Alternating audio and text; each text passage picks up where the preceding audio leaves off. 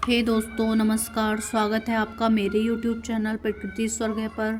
आज मैं आपको डीएलएड फोर्थ सेमेस्टर राजन सीरीज पेपर 1 आरंभिक स्तर पर भाषा एवं गणित के पाठन लेखन क्षमता का विकास के एमसीक्यू कराने जा रही हूँ। तो पहला क्वेश्चन है, उत्पत्ति की दृष्टि से शब्द का प्रकार नहीं है। तो उत्पत्ति की दृष्टि से शब्द का प्रकार तद्भव भी होता है, तत्सम भी होता है, देशी भी होता है, लेकिन योग रूढ़ नहीं होता है। क्वेश्चन नंबर 2 है, उच्छिप्त व्यंजन कहलाते हैं। तो ढा और अणा ये दोनों हमारे उच्छिप्त व्यंजन कहलाते हैं। मुझसे बैठा नहीं जाता वाच्य का उदाहरण है। तो ये किस चीज़ का उदाहरण है? भाव वाच्य का। निम्न में से एक परिमेय संख्या है। देखिए परिमेय संख्या क्या होती है? जिन संख्याओं को हम न्यूमिनेटर और डिनोमिनेटर यानी कि पी अपॉन क्यू की फॉर्म में लिख सकते हैं, वो हमारी जो है परिमेय संख्या होती है। यहाँ पर q is not equals to 0 होना चाहिए, तो q is not equals to 0 ये तो नहीं है परिमेय संख्या। p अपॉन जेड भी p अपॉन जेड भी नहीं हो सकता क्योंकि z एक इंटीजर है, इसलिए ये भी नहीं होगा। इसमें क्वेश्चन होगा हमारा none of these. p is not equals to 0, q is not equals to 0 नहीं होगा। क्वेश्चन नंबर 5 है, श्वसन के आधार पर व्यंजनों का वर्गीकरण होता है। तो श्वसन के आधार पर व्यंजनों का जो वर्गीकरण है वो होता है अल्प प्राण एवं महाप्राण के आधार पर। किसी संख्या के दाहिने ओर शून्य रखने पर वह संख्या बढ़ जाती है। दाहिनी ओर अगर हम शून्य रखेंगे तो कितने गुना बढ़ जाती है? 10 गुना बढ़ जाती है। तुरंग शब्द पर्यायवाची है। तो तुरंग शब्द किसका पर्यायवाची है? घोड़े का पर्यायवाची है तुरंग। देवनागरी लिपि नहीं होती है। हिंदी भाषा की लिपि देवनागरी होती है। संस्कृत भाषा की लिपि भी देवनागरी होती है। मराठी भाषा की भी होती है, लेकिन गुजराती भाषा की लिपि देवनागरी नहीं होती है। शुद्ध वर्तनी युक्त शब्द है। तो शुद्ध वर्तनी वाला शब्द कौन सा है? अंत्याक्षरी। अंत्य प्लस अक्षरी, तो ये क्या हो गया? अंत्याक्षरी। तो ऑप्शन नंबर ए इसका सही आंसर होगा। सोच समझकर खर्च करने वाले व्यक्ति को क्या बोलते हैं? मितव्ययी बोलते हैं। क्या बोलते हैं? मितव्ययी। फिर है संख्या 4, 5, 4, 7 में 5 का अंकित मान कितना है? तो अंकित मान क्या होता है? जो नंबर होता है वही उसका अंकित मान होता है, तो इसका अंकित मान कितना हो जाएगा? 5 हो जाएगा। उपकार का विलोम शब्द है। तो उपकार का विलोम शब्द क्या होता है? अपकार। आगे देखिए, 3 अंकों की सबसे पहली संख्या। सबसे पहली संख्या का मतलब है सबसे छोटी संख्या 3 अंकों की। तो 3 अंकों की सबसे छोटी संख्या कौन सी होगी? 100। तो इसका ऑप्शन ए सही होगा। वसन शब्द का अर्थ है। तो वसन शब्द का अर्थ होता है कपड़ा। क्वेश्चन नंबर 15 है, लेखन एवं शारीरिक क्रिया है जिसमें बालकों के हाथों की गतिविधियां करनी पड़ती हैं, कथन है। तो ये कथन किसका है? श्रीमती मोंटेसरी का। श्रावण का उच्चारण स्थान है। तो ये 66 कोण जो होता है इसका उच्चारण स्थान क्या है? मूर्धा। निम्नलिखित में से स्वर नहीं है। स्वर क्या नहीं है? का, क्योंकि का क्या है? एक व्यंजन है, ना कि स्वर। संयुक्त व्यंजन है। तो संयुक्त व्यंजन क्या है?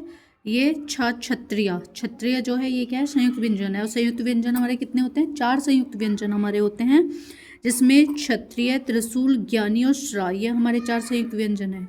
तो इसमें अगर हम देखते हैं तो कौन सा जो है हमारा संयुक्त व्यंजन है, तो वो है क्षत्रिय। वर्ण कितने प्रकार के होते हैं? तो वर्ण 2 प्रकार के होते हैं। क्वेश्चन नंबर 20 है, ज्ञ वर्ण किस 2 वर्णों से मिलकर बना है? तो ज्ञ जो है वो जा और जा के नीचे हलंत प्लस उआ, इन 2 शब्दों से मिलकर बनता है। संयुक्त व्यंजन का अर्थ ही है जो 2 शब्दों से मिलकर बने हो। तो ये जा और उआ से बना हुआ है, इसलिए इसको क्या बोलेंगे हम? ज्ञ जो है वो किस शब्द से मिलकर बना है? जा और उआ से। निम्नलिखित में अयोगवाह है। तो अयोगवाह क्या होता है? अंग और अंगाहा ये दोनों क्या होते हैं? अयोगवाह। आर्य का विलोम शब्द है। तो आर्य का विलोम शब्द क्या हो जाएगा? अनार्य। ईड़ा पर्यायवाची है। ईड़ा जो है वो पर्यायवाची किसका है? रात्रि। रात्रि का पर्यायवाची जो है वो ईड़ा है। वे संख्याएं जो 2 से पूर्ण रूप से विभाजित नहीं होती उन्हें क्या कहते हैं? तो जो संख्याएं 2 से पूर्ण विभाजित नहीं होती उनको क्या बोलते हैं? विषम संख्याएं बोलते हैं। तो ये कैसी संख्या है? विषम संख्याएं। निम्नलिखित में से परिमेय संख्या है। तो परिमेय संख्या मैंने पहले भी बताया था आपको कि जो न्यूमिनेटर और डिनोमिनेटर की फॉर्म में है वो क्या होती है? हमारी परिमेय संख्या होता है। तो 5/4 क्या है?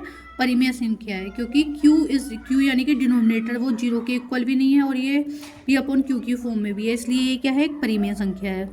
1/2 नहीं होगी क्योंकि एक मिक्स फ्रैक्शन में गिवन है, तो इसलिए 5/4 जो है वो क्या है? एक परिमेय संख्या है। क्वेश्चन नंबर 26 है, निम्नलिखित में से आरोही क्रम में लिखिए। आरोही क्रम का मतलब होता है बढ़ता हुआ क्रम, बढ़ता हुआ क्रम मतलब पहले सबसे छोटा नंबर, फिर उससे बड़ा, फिर उससे बड़ा और फिर सबसे बड़ा नंबर। तो इसीलिए हमारा आरोही क्रम में कौन सा नंबर है? ऑप्शन ए ही हमारा आरोही क्रम में 3, 6, 9, 12। तो ये क्या है? हमारा आरोही क्रम में लिखा हुआ है। उसके बाद आप देखिए, गुणय को जिस राशि से गुणा किया जाता है उस राशि को कहते हैं, तो उस राशि को कहते हैं गुणक। फिर नंबर देखिए 28, 9, 6, 8, 7 में 9 का स्थानीय मान है। स्थानीय मान क्या होता है? जैसे जो भी नंबर जिस स्थान पर होता है उसके बाद जितने भी उसके आगे के नंबर्स होते हैं उन सबको जीरो बना दिया जाता है।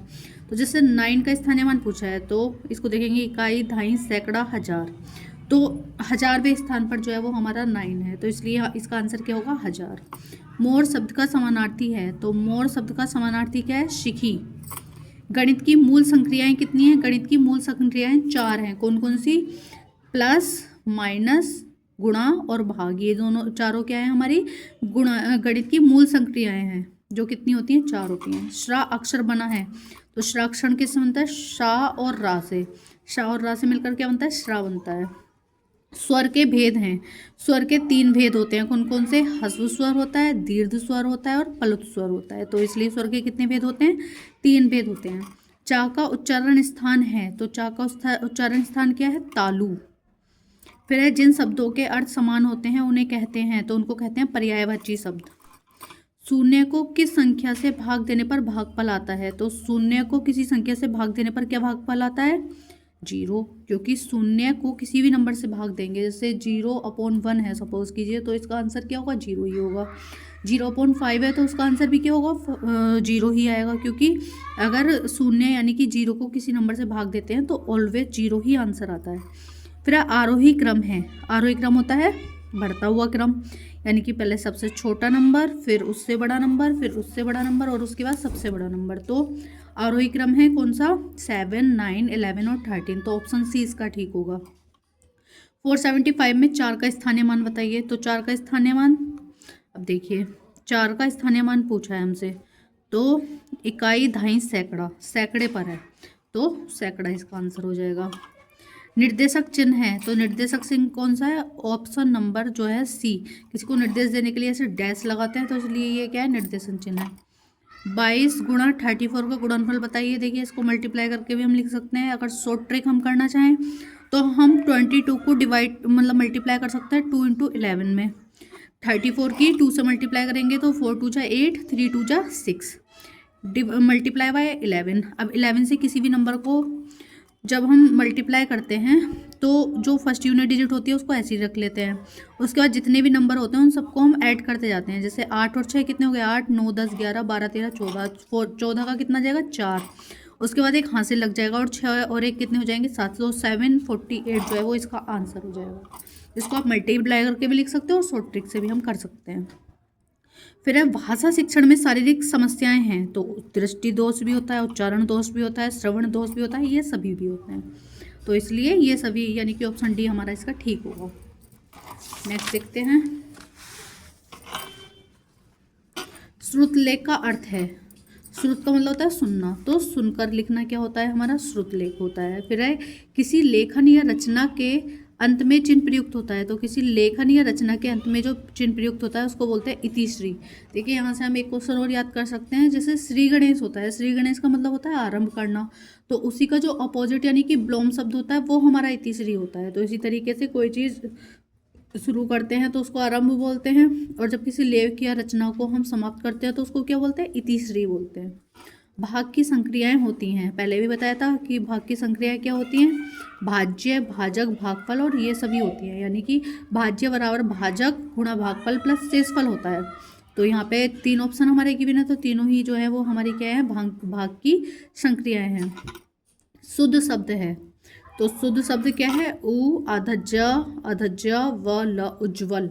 अगर हम इसका संधि विच्छेद करते हैं तो कितना क्या होता है? उत प्लस ज्वल, उज्ज्वल। ठीक है। महाप्राण वर्ण होते हैं, तो महाप्राण वर्ण कौन कौन से हैं? ख और घ, यानी कि ऑप्शन सी हमारा इसका ठीक है। क्षत्रिय, त्रिशूल और ज्ञानी व्यंजन हैं, तो इनको क्या बोलते हैं? मैंने पहले बताया था, क्षत्रिय, त्रिशूल, ज्ञानी और एक श्रा, ये चारों जो है वो हमारे संयुक्त व्यंजन होते हैं। अनुनासिक चिन्ह है, तो ये जो चंद्रबिंदु होता है वो हमारा अनुनासिक चिन्ह है। ठीक है, तो इसका ऑप्शन ए ठीक होगा। समान वितरण करने की क्रिया कहलाती है। समान वितरण मतलब कोई भी चीज़ है किसी को इक्वल पार्ट में डिवाइड करनी है तो उसके लिए हम क्या करते हैं, भाग करते हैं। तो इसका ऑप्शन डी ठीक होगा। सही कथन है, देखिए भाज्य गुणा भाजक इज इक्वल टू भागफल प्लस शेषफल नहीं होता, ये ऑप्शन गलत है। 5+5+5 एंड सोन, ये क्या है, 5 के गुणज हैं, तो ये बिल्कुल सही ऑप्शन है, यानी कि इसका ऑप्शन बी ठीक होगा।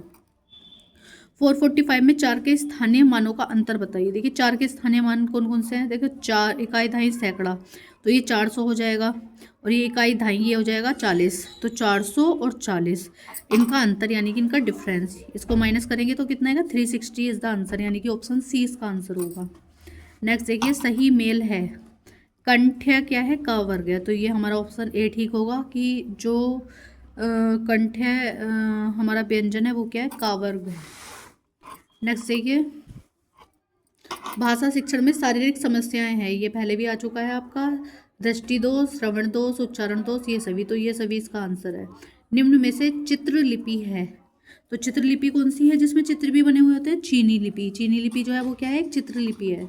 अब नेक्स्ट देखिए 2, 3, 5, 7 संख्याएं हैं, 2, 3, 5, 7, तो एक ऐसी संख्या है अभाज्य संख्याएं हैं। अभाज्य संख्याएं क्या होती हैं, जिसके केवल 2 ही फैक्टर होते हैं, वो हमारी अभाज्य संख्याएं होती हैं, एक तो खुद वो नंबर और एक 1, तो इसलिए हमारी 2, 3, 5, 7 क्या है, अभाज्य संख्याएं हैं।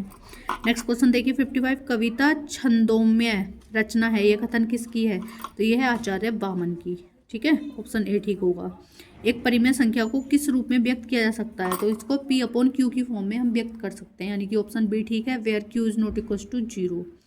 नेक्स्ट देखिए 57, व्यंजन ता, था, द, धा अवयव हैं, तो ये क्या है, दंत। ऑप्शन क्वेश्चन नंबर 55, ओष्टाकृति के आधार पर स्वर होते हैं, तो ओष्टाकृति के आधार पर स्वर कितने होते हैं, वृत्ताकार स्वर भी होते हैं और अवृत्ताकार, यानी कि ऑप्शन आ और वा दोनों ठीक होंगे। गणित की मूल संक्रियाएं हैं, तो गणित की मूल संक्रियाएं कौन कौन सी है, जोड़, घटा, गुणा, भाग, तो ऑप्शन ठीक सी ठीक होगा इसका। जिन शब्दों में काम का होना या करना प्रकट होता है उन्हें कहते हैं, तो उसको क्या बोलते हैं, क्रिया कहते हैं, ठीक है। नेक्स्ट देखिए जिन शब्दों के अर्थ समान होते हैं उन्हें कहते हैं, तो जिन शब्दों के समान अर्थ होते हैं उनको क्या बोलते हैं, पर्यायवाची शब्द बोलते हैं। इसके अलावा तत्सम शब्द क्या होते हैं, हिंदी के वो शब्द जो संस्कृत में लिखे जाते हैं उनको क्या बोलते हैं, तत्सम शब्द। विलोम शब्द क्या होते हैं, एक दूसरे का अपोजिट, यानी कि रात का दिन, सुबह का शाम, ये सब क्या है, विलोम शब्द है। विशेषण शब्द क्या होते हैं, जो शब्द किसी की विशेषता बताते हैं उसको क्या कहते हैं, विशेषण। तो हमसे पूछा गया जिन शब्दों के अर्थ समान होते हैं उनको क्या बोलते हैं, पर्यायवाची शब्द बोलते हैं। मुखाकृति के आधार पर स्वरों का वर्गीकरण बताइए, तो मुखाकृति के आधार पर स्वरों का वर्गीकरण, अग्र स्वर, पश्च स्वर, संवृत स्वर, ये सभी, तो ऑप्शन डी इसका ठीक होगा, ये सही, ये सभी। शून्य की खोज कहाँ हुई थी, ये तो सभी को पता है, शून्य की खोज कहाँ पर हुई थी, भारत में हुई थी, यानी कि ऑप्शन डी इसका ठीक होगा। 990 में 9 का स्थानीय मान बताइए, तो 990 में 9 का स्थानीय मान क्या होगा, देखो 9 है तो इसके आगे 00 और 9 उसके आगे एक 0 है ही, तो 900 और 90, लेकिन इसमें ऐसा कोई भी ऑप्शन नहीं है, तो नन ऑफ दीज इसका हमारा आंसर ठीक हो। तो दोस्तों आज हमने राजन सीरीज के पेपर फर्स्ट के 4th सेमेस्टर 64 तक हमने MCQ किए हैं, बाकी MCQ हम कल कंटिन्यू करते हैं, तब तक के लिए हरे भरे रहिए, मुस्कुराते रहिए, नमस्कार।